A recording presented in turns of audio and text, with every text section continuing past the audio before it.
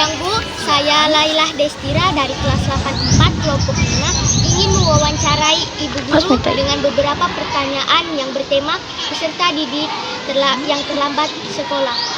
Silakan. 1. Apakah peserta didik di SMP Negeri 17 Kendari masih ada yang sering terlambat ke sekolah?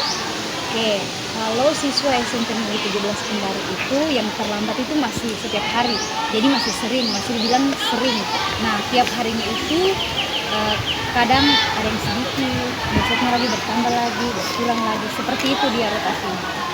Saya lanjut, apakah tanggapan atau pendapat Ibu terhadap siswa-siswi yang terlambat? Tanggapan Ibu terhadap siswa-siswi yang terlambat, ya memprihatinkan karena mereka di sisi lain melanggar, di sisi lain juga mereka memberi dampak negatif kepada teman-temannya. Kayak contoh buruk untuk teman-temannya. Oke, seperti itu. 3. Menurut Ibu rata-rata peserta didik yang sering terlambat berapa orang?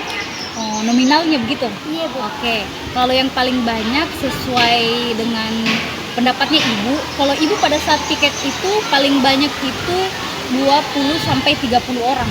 Itu berbagai macam, ada dari kelas 7, kelas 8, kelas 9. Tapi yang paling banyak itu kebanyakan kelas 9. Karena mungkin mereka rasa sudah tinggi kelasnya, jadi ya suka-sukanya tuh. Iya Bu. Oke. 5. Apa konsekuensi bila siswa-siswi terlambat? Oke. Konsekuensinya itu bermacam-macam. Nah, kita lihat lagi. Dia terlambatnya sudah berapa kali. Nah, di situ beda-beda. Kadang kita suruh membersihkan di WC, membersihkan lingkungan sekolah kayak menyapu, atau tidak kita sanksi dengan membawa pot bunga atau superpel. Menurut Ibu, apa sanksi yang pantas diberikan kepada siswa-siswi yang terlambat? Oke, kalau menurut Ibu,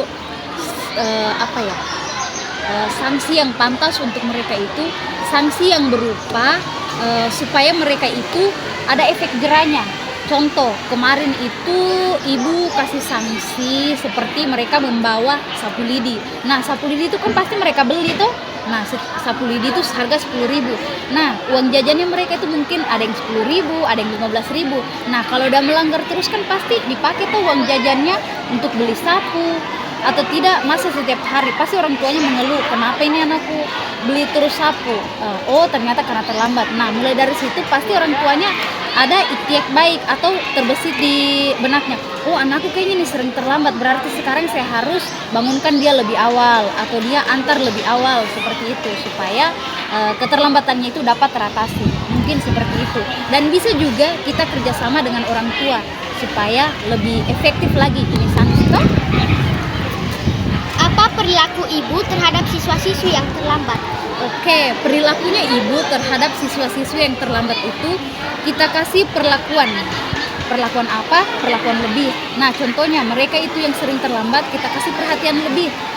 Ibu itu menghukum itu pasti pertama tanya dulu kenapa terlambat. Jadi kan kita tahu apa penyebabnya dia terlambat toh.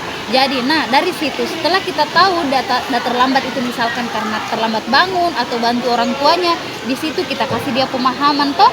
Pokoknya itu ada yang terlambat, kita bimbing dia sampai dia berubah. Oke? Iya Bu. 8. Apa tujuan Ibu menghukum siswa-siswi yang terlambat?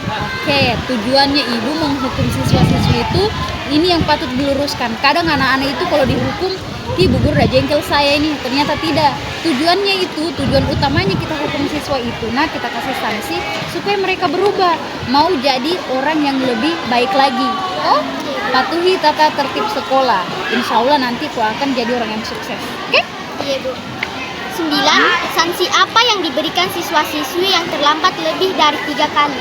Oke, siswa-siswi yang terlambat lebih dari 3 kali, itu dia berupa kita menyuruh membawa pot bunga atau tidak alat pel yang satu seto, bukan alat pel yang satu itu. Dia seperti itu. Kalau bukan cat, pot bunga, pokoknya seperti itu. Ini yang terakhir, apa solusi agar siswa-siswi tidak mengulangi kesalahan tersebut? Oke, solusinya dengan yang tadi, kita terapkan tata tertib. Kita harus ingatkan terus. Misalkan dia melanggar sudah 3 kali peraturan, sudah 3 kali terlambat toh, Nah, di situ kita harus kasih sanksi supaya anak ini ada efek jerahnya toh. Nah, setiap hari pokoknya tidak boleh ada bosan-bosannya kita itu sebagai guru mengingatkan mereka supaya mereka mematuhi tata tertib. Pokoknya kita ingatkan terus, atau tidak kita bekerja sama dengan orang tuanya toh supaya ada berkesinambungan. Guru di sekolah mengawasi, orang tua di rumah dan ingatkan anaknya tuh harus seperti ini di sekolah, nah jadi anak baik di sekolah, pokoknya seperti itu. Oke? Yeah.